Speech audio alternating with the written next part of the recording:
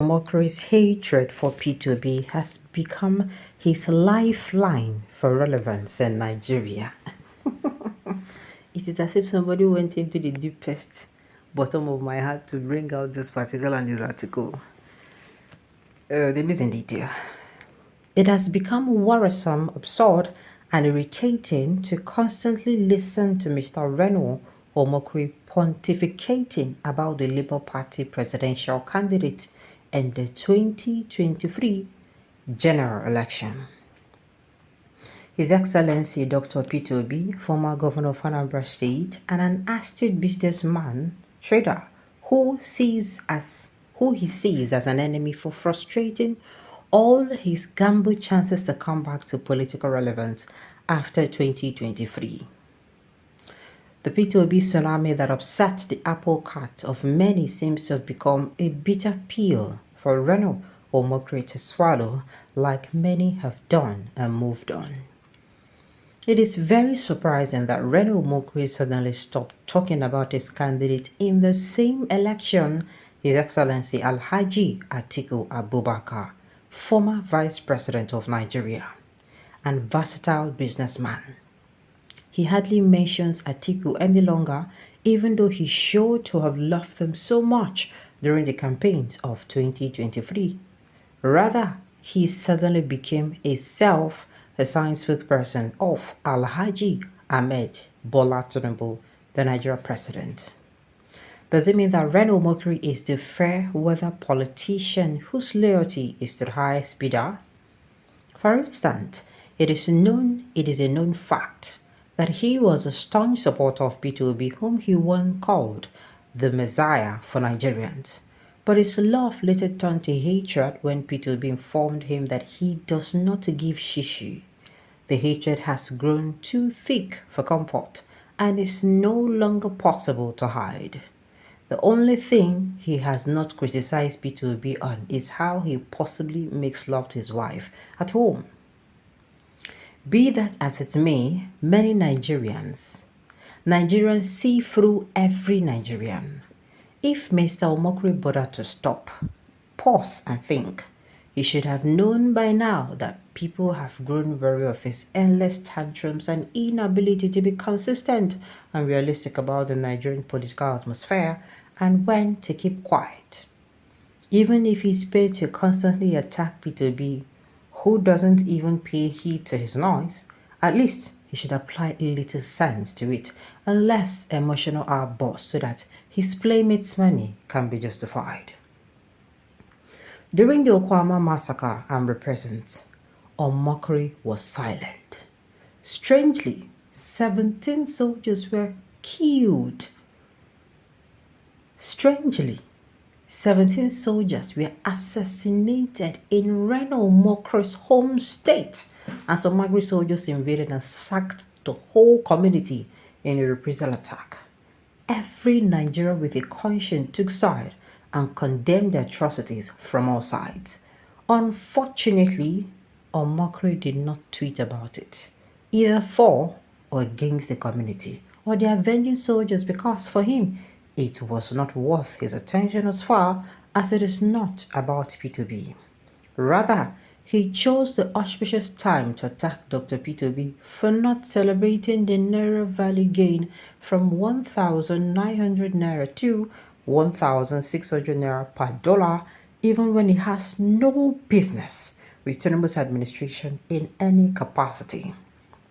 He simply likes crying more than the bereaved.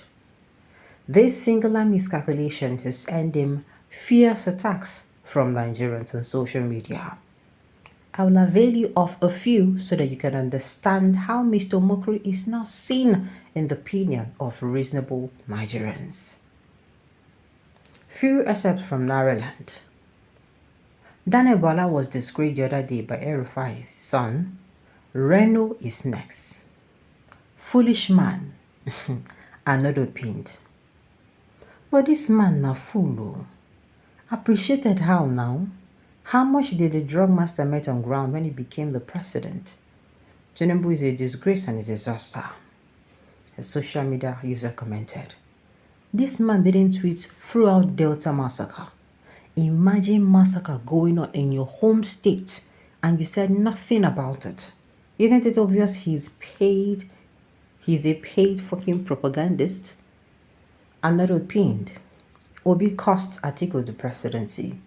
Atiku cost PDP's victory. And finally, both cost Reno his politicking job. He's afraid of Atiku hands. He attacks Obi. Does Obi care about the existence of people like Reno in Nigeria? He is busy building bridges and expanding his political career while the other is doing boy and having sleepless nights about what Obi did or Obi did not do. If jobless Reno is productive and not an exile in a foreign land, he will know the appreciation of Naira have not affected possibly the prices of goods and commodities and services. P2B is not praying for anybody's downfall and should not be blamed for anybody's failure.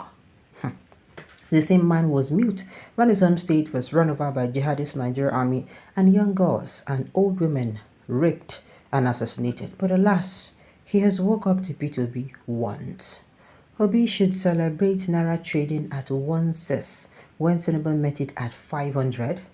I don't know what is wrong with Reno. This Reno guy is so obsessed with anything Obi, and it is annoying. What is there to rejoice on? As if the reduction has any meaningful impact on our daily lives. You see this article, this piece, I said it's like somebody went to the deepest recess of my heart and dug out this particular topic because let me explain, give you a little clarity. Reno is actually from Delta, though I don't know the particular community, but Reno is from Delta State. It might be from Mokwama, it might not be, or Okoloba, it might not be, but the thing is, something as huge as this is happening in your home state. I never see you come outside, can't talk, say this is preposterous. At least, who did this? At least come outside, oh, Nigerian army, why didn't do this? Or which people commit this? Nobody hear your voice. You all of a sudden, you day like foul, wearing beats, blue, black. We call the cash. Nobody hear your voice. If now everything concern P2B now, your voice go clear, eh? Like a radio where they are doing 6 o'clock news. You go clear, pa.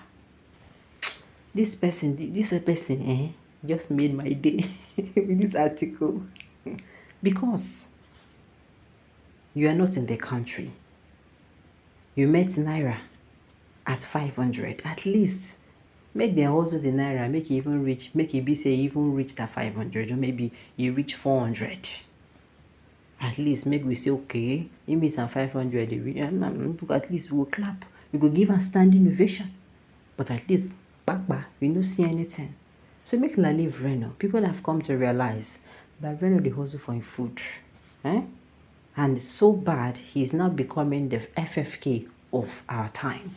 Alright, on this note, we've come to the end of a news. So thank you for tuning in to listen. Until I come your way next time, enjoy the rest of your day.